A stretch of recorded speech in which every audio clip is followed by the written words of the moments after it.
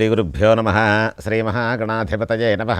ఓం గణానాం త్వా గణపతిం హవామహే కవిం కవీనాముపమస్రవస్తమం జ్యేష్ఠరాజం బ్రహ్మణాన్ బ్రహ్మణస్పత ఆనః శృణ్వన్నోతిభిः సేదసాదనం.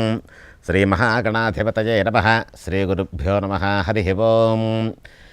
ఈ విధంగా లక్ష్మీదేవి సమానమైనటువంటి భృగువాసర అంటే శుక్రవారం నాడు లక్ష్మీదేవి యొక్క అనుగ్రహం ఏ విధంగా కలుగుతుందో, శనివారం నాడు శ్రీమన్నారాయణమూర్తి సాక్షాత్తు ఏడుకొండలైన వాడైనటువంటి ఆపదముక్కులవాడు వెంకటేశ్వర స్వామి వారి యొక్క అనుగ్రహం ఏ విధంగా ఉంటుందో, అలాగే భానువారం నాడు సూర్యుడి యొక్క అనుగ్రహం ఏ విధంగా ఉంటుందో మనం ఇప్పటివరకు చెప్పుకున్నాం. అలాగే భానువారం నుంచి స్థిరవారం వరకు అంటే ఆదివారం నుంచి శనివారం వరకు ఏ ప్రార్థనలు ఏ ప్రకారం ఏ విధంగా చేసి ఏ దేవాలయంలోకి వెళ్ళి ఏ దేవుణ్ణి మొక్కితే ఏ విధమైనటువంటి ఫలితం కనిపిస్తుందో మనం ఇంతవరకు చెప్పుకున్నాం. అదేవిధంగా ధర్మంతోటి ధర్మబుద్ధితోటి చక్కగా ఎవరైతే దేవాలయానికి వెళ్ళి గంట కొట్టి దండం పెట్టి ఓం నమ శివాయ అన్నట్టు కాదు, మనస వాచ కర్మణ మన యొక్క దృష్టి కనీసం 2-3 సెకండ్లైనా సరే ఆ భగవంతుని యందు ఉండేటట్టుగా మన యొక్క మనస్సుని లగ్నం చేసుకోగలగాలి. మనస్సు లగ్నం చేసుకోవాలనే విధానం ఏ విధంగా ఉంటుందయ్యా అంటే, ఈరోజు మనం ఒక దేవాలయానికి వెళ్ళాం, శివాలయంకి వెళ్ళాం. శివాలయంలో సోమవారం నాడు చక్కగా అభిషేకాది కార్యక్రమాలు పంచామృతాలతో అక్కడ ఉండేటువంటి పండితుడు చేస్తున్నాడు.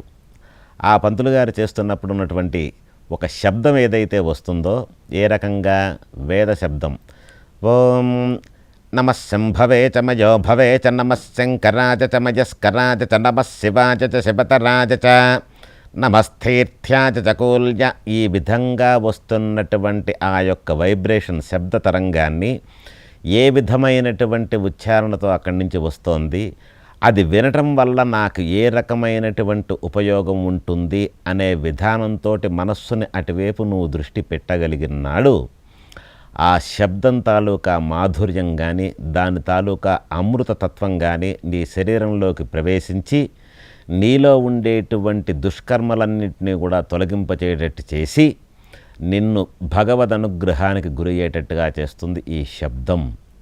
ఎక్కడికైనా శబ్దం అనే దాని గురించి ఇంతకుముందు మనం చెప్పుకున్నాం.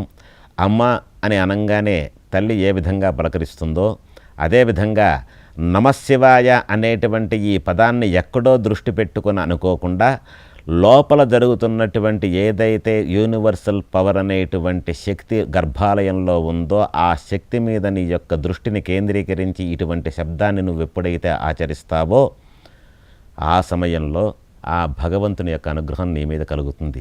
కలిగిన వెంటనే ఏమిటి దానివల్ల ఉపయోగం అని చెప్పానంటే, మానవ జన్మ మనం ఎత్తినందుకు గాను ఏ విధమైనటువంటి సార్థకతని చేకూర్చాలో ఆ సార్థకతకి దారి చూపించేటువంటి విధానమే దైవం యొక్క అనుగ్రహం కానీ, పెద్దలు చెప్పే విషయాలు కానీ, ధర్మ సింధువులో ధర్మాచరణ గురించి తెలిపేటువంటి విషయాలన్నీ కూడా.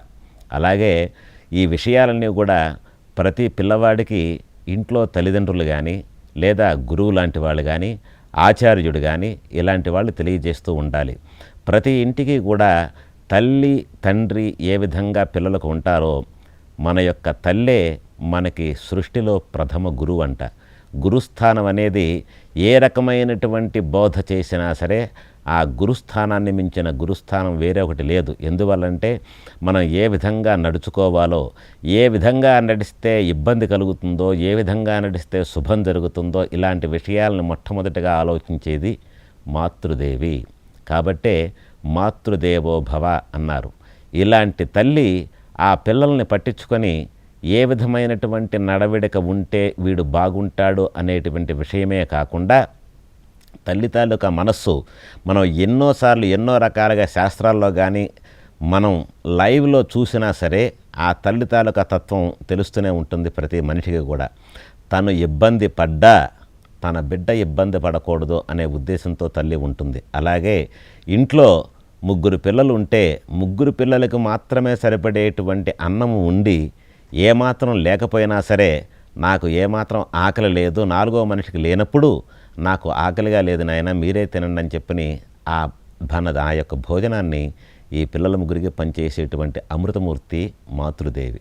అలాగే ఏ విషయంలో అయినా సరే తన యొక్క పిల్లల క్షేమాన్నే కోరుకుంటుంది తల్లి. అలాంటి తల్లిని, అమృతమూర్తిని ఎప్పుడైతే దేవతలాగా తల్లిని మించిన దైవం లేదు, ఎవరైతే ఏ పుత్రులైతే కొడుకులు కానీ కూతుళ్ళు కానీ ఆ తల్లిని అలా చూడగలుగుతారో, ఆ ప్రథమ గురువు చెప్పేటువంటి మాట ఏ రకంగా ఉంటుందో అదే విధంగా మనం ఎక్కడికి వెళ్ళినా కూడా ఆ తల్లి యొక్క అనుగ్రహం వలన ప్రతి కార్యక్రమం కూడా శుభకరంగా శుభోదయంగా ఉంటూ ఉంటుంది.